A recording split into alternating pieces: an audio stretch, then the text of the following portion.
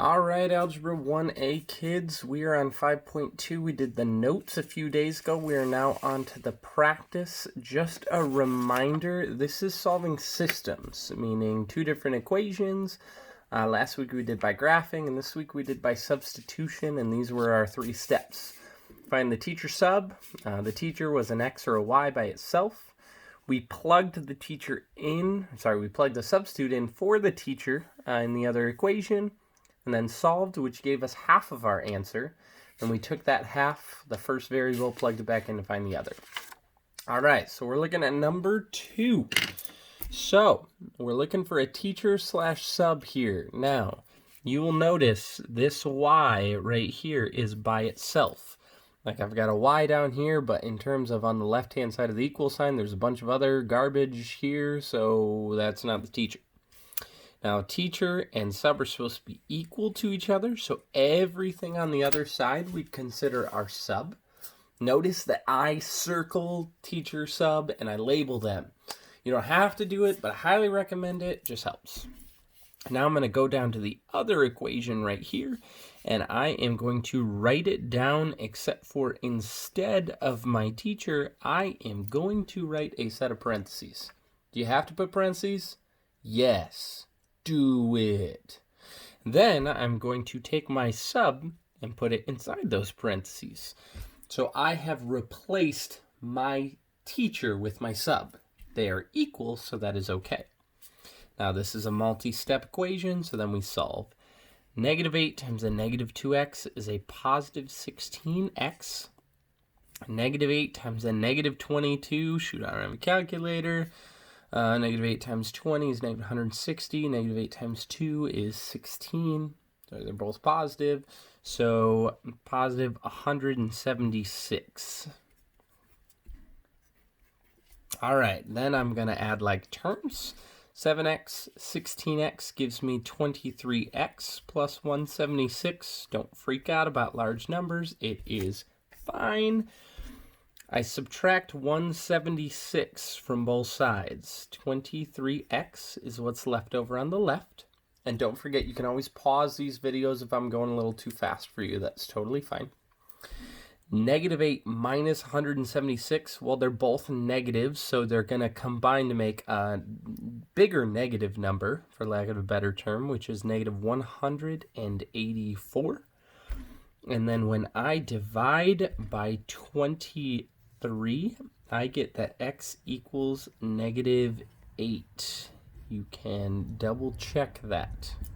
Okay, now, if you leave it like that, I'll be very sad, because that is only half of my answer.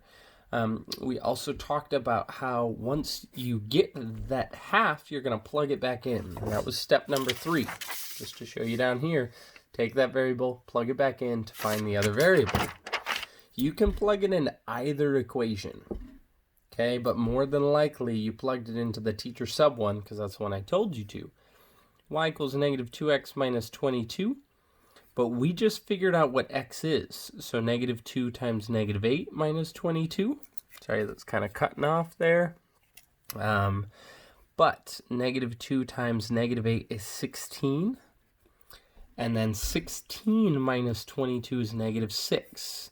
Now again, you don't just leave it as x equals negative 8 and y equals negative 6. You go back and write it as a point. Negative 8 comma negative 6. Okay? If I were to graph these two lines right here, they would cross at this point, negative 8 comma negative 6. Now the rest of them are going to look very similar. We did talk about our two special cases. One special case is no solution. The other special case is infinite amount of solutions. Number 2 here is actually going to show you one of those special cases, just so keep that in mind. We're going to go through the same 3 steps. I'm looking for an x or a y by itself. Oh, found a y right here by itself. Look at the equal sign. On the left hand of the equal sign, that y is completely alone. Everything on the other side is the sub. So then I'm going to rewrite this equation. Negative 2x plus 2y. Oh, not going to write y. I'm going to take that out. I put a set of parentheses, and then I'm going to plug in the sub. Now I'm going to distribute here. 2 times x is 2x. a positive. Notice I wrote the plus. 2 times 9 is a positive 18.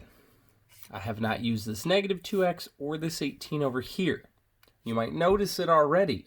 A negative 2x and a 2x are going to cancel each other out, and then I'm left with 18 equals 18.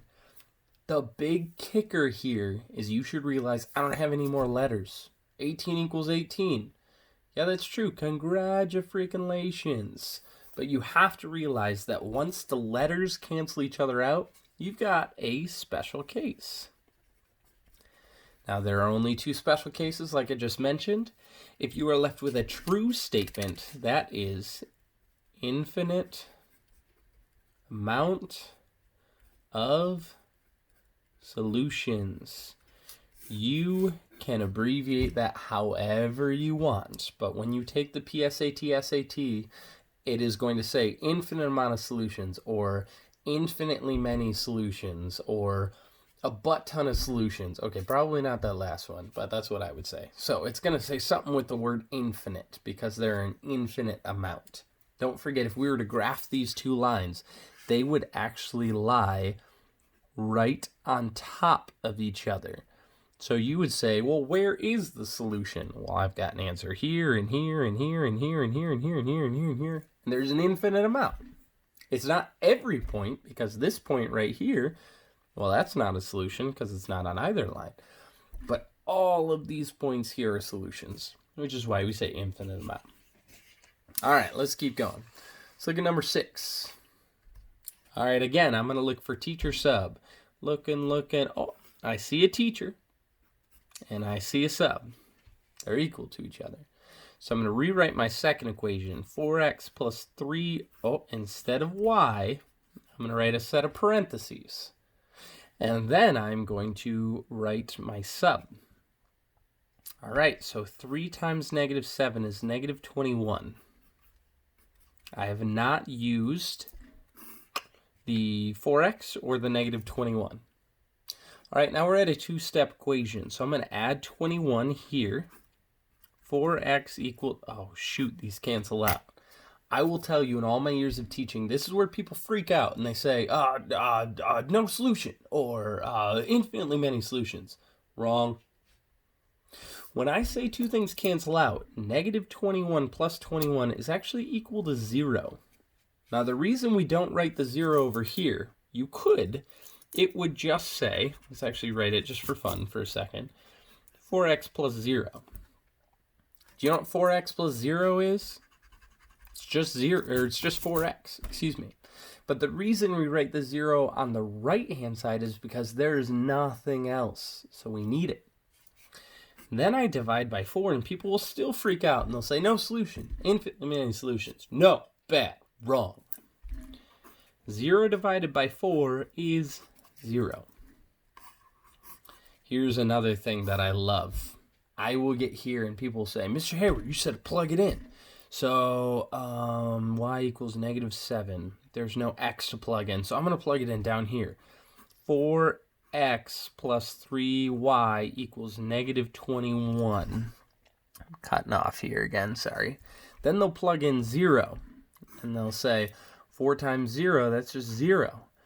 3y equals a negative 21. I'm going to divide by 3 and get y equals negative 7. Which is fine. There's absolutely nothing wrong with that. But you might want to go back to the original problem and see that it said y equals negative 7. That was your first equation. So my answer is 0 comma negative 7. So there was absolutely nothing wrong with doing all this work, but it wasn't needed because you originally had something that gave you y equals negative 7, aka half your answer. All right, let's keep going. Flip it over to number 8. These are all the notes we did on Monday. Don't forget, those are still posted in Google Classroom. Feel free to go back and rewatch those if you need. Or just Google this. Say, solving systems of equations by substitution. A butt ton of stuff will come up to help you out. All right, so number 8. I see a y by itself. Notice this time it's on the bottom equation. Who cares? Same thing. So I'm going to rewrite the other equation. 7x plus 4y, but instead of y, because that's my teacher, I'm going to write my sub. Because who shows up when the teacher's not there? A sub. Now I'm going to solve this just like any other multi-step equation. 4 times negative 2x is negative 8x. 4 times negative 3 is negative 12. I have not used this negative 11 or the 7x. Now, I would combine like terms next. 7x minus 8x gives me a negative 1x. If you remember the posters that were hung on my walls, the next step would say collect variables, but there are no variables to collect because all of the variables are right here. There's none on the right-hand side. So we're at a two-step equation where I would add 12. It would say negative 1x equals 1. And then lastly, when I divide by negative 1, I get x equals negative 1. Half my answer. I am not done. I'm going to go back and I'm going to plug that in. More than likely, you're going to plug it into the teacher sub equation because that's what I keep telling you to do. But honestly, you could plug it into either one. Just for fun this time, let's plug it into the top equation. 7x plus 4y equals negative 11. But instead of x, we just figured out what x is. So I'm going to take this x and I'm going to plug it in, negative 1. 7 times negative 1 is negative 7 plus 4y equals negative 11. Now, if you have already done this and you plugged it into the teacher sub equation, you're probably going to realize why that's the one I tell you to do more often than not. Because you'd probably be done by now. You'd say negative 2 times negative 1 is positive 2 minus 3, and you'd get y equals negative 1, and you'd be done, which is correct. But here, because I chose to plug it into the top equation, it's going to take a little bit more work, and that's okay. I would add 7, and I would get 4y equals negative 4. Then I would divide both sides by 4, and I would still get y equals negative 1. So then I would take those two numbers, I would write them as a point, and this, ladies and gentlemen, is my answer. And I'm done. All right, let's look at number 10. Number 10. Same three steps. You should have said, this is my teacher, this is my sub. Then I'm going to rewrite my other equation without my teacher. Now, I should have probably shown you one where x was the teacher instead of y, but the thing is, y, in this case, the variable y is your teacher more often than not because of slope-intercept form. Y equals mx plus b. Graphs? Sorry. Anyways, so once I take out my teacher, I plug in my sub, then I solve this like a regular equation. You should have distributed the negative 4 to get negative 4x plus 24, because a negative 4 times a negative 6 is a positive. I haven't used any of this other nonsense. These combine to make negative 12x. Then I'm looking at a two-step equation. If I subtract 24 from both sides, it says negative 12x equals negative 36. My last step would be to divide by negative 12, and I get x equals 3. Half my answer. Don't forget, I'm going to be smart this time, and I'm going to plug it into my teacher sub-equation. See how much faster this is. Instead of x minus 6, it says 3 minus 6, because we just figured out what x is. Y equals negative 3. Boom. So much quicker that was. Then I can take the x and the y value, and I can write them as a point. Do not forget, this is my final answer, 3 comma negative 3. All right, a few more. Numbers 12 and 14. Looks like we got a little intense with our notes there. Sorry. All right, so ignore this. Okay. We are looking at number 12. I'm starting off by trying to find a teacher, which is right here, and a sub.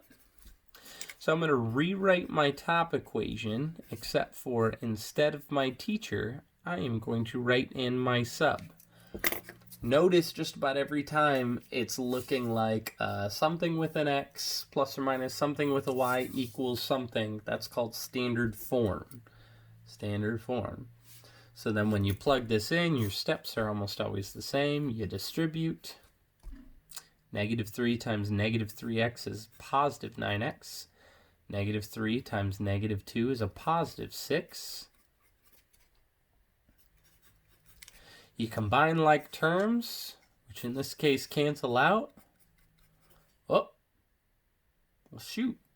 X's cancel out. Don't forget my two special cases. Now is this true, yes or no? If in your head you just said yes, I would be very curious why you would say 6 and negative 5 are the same thing. Because in my world, they are not. If you said that's false, then I will give you a virtual online high five. You ready? That was the sound that would happen if we were actually... Okay, sorry. False. 6 does not equal negative 5, so I write no solution. Last one, number 14. You should have said teacher sub. Then you should have rewritten the top equation, 12x minus 3y equals 18. But instead of y, I wrote a set of parentheses. Oops, sorry. I was writing a negative 4x. That should be a positive 4x minus 6, because that's my sub. That's what I circled right here. Then I distribute. Negative 3 times 4x is a negative 12x. Some of you are going to see it right here, right now. 12x, negative 12x. But then you have to keep in mind, which special case is it? Negative 3 times negative 6 is a positive 18. Again, some of you are going to already see it. You could stop here and write the answer if you really wanted to. I'm going to keep going. 12x, negative 12x, they combine to make 0. Essentially, they go away. Then I'm left with 18 equals 18. Is that true? Yes. You do not write true statement. True statement's not your answer. You should say infinite amount of solutions. That is your answer. Again, sometimes they'll say infinitely many solutions or infinite solutions, something along those lines, but they all mean the same thing, that there's a butt ton of solutions. That's it. All right, folks, that's our 5.2 practice. Next week, we'll move on to 5.3. Don't forget, I miss you.